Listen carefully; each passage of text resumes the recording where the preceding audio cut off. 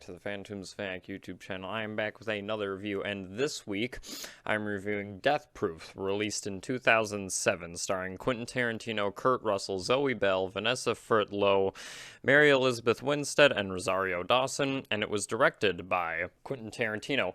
This movie review comes at the request of subscriber Just Joe EO1, who commented, "We wanted more Quentin Tarantino movie reviews." So here you go, a Quentin Tarantino movie. Probably his least known movie, I would say, but Death Proof follows Stuntman Mike, a stuntman or a action fucking stunt double in movies, as he preys on unsuspecting women by taking them onto killer joyrides with his car or just causing huge vehicular car crashes where he's the only survivor and walks away with barely any scrapes because his car is 100% death proof. But Stuntman Mike runs into trouble when he comes across a group of stunt women, one of them being Zoe Bell playing herself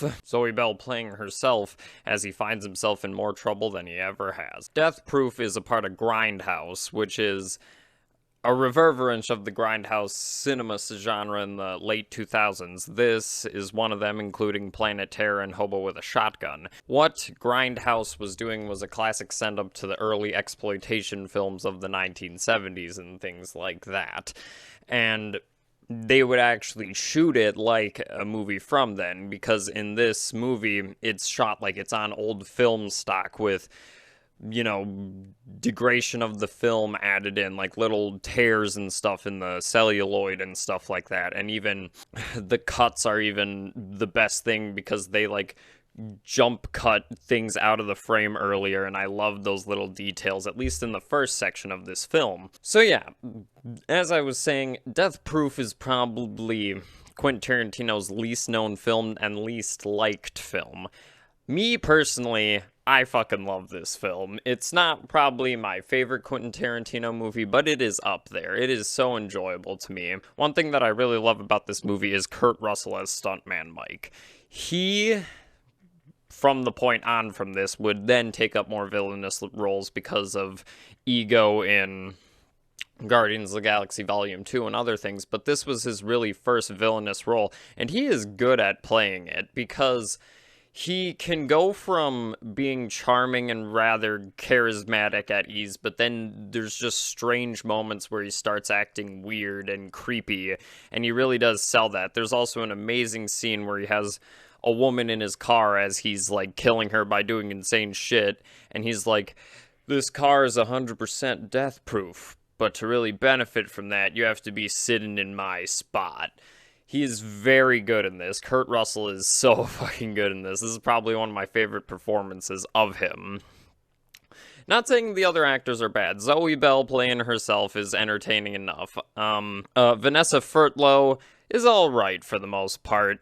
She's part of the first half of the film because this film diverges itself into two different acts, pretty much, because you have the first part of this film, which is shot like Grindhouse cinema and is a lot like a send-up to classic Grindhouse cinema, because you have, you know, a stalker hunting women practically and stuff like that, and he causes a car crash. That's obviously a different part. But I like how that relates into kind of the theme that I think Tarantino is going for with this film, about, like, how women are shown in cinema as time evolves. Obviously, the beginning part takes place in 2007, but I feel like that's an interesting juxtaposition because there's still the women in the first half of the film are still relatively smart and distrusting of Stuntman Mike, but I feel like they give enough excuses and stuff, and especially the way that it's shot, which is like close up on women's private parts, the fact that they're like in dainty kind of outfits and stuff like that. I feel like that's kind of building up to the second half of the film, where it's no longer shot with the film gate weave or anything like that. It's not shot like Grindhouse, and it's relatively shot modernly, and the women characters really do take a backlashing towards Stuntman Mike as they go after his ass and try to kill him for fucking with them. Most of the actors, I think, in this are pretty good. They all make the dialogue work, and it's Quentin Tarantino dialogue, which is very heavy on the dialogue, and I do feel like that's this film's one problem for me, is that the dialogue is not as good as his other movies.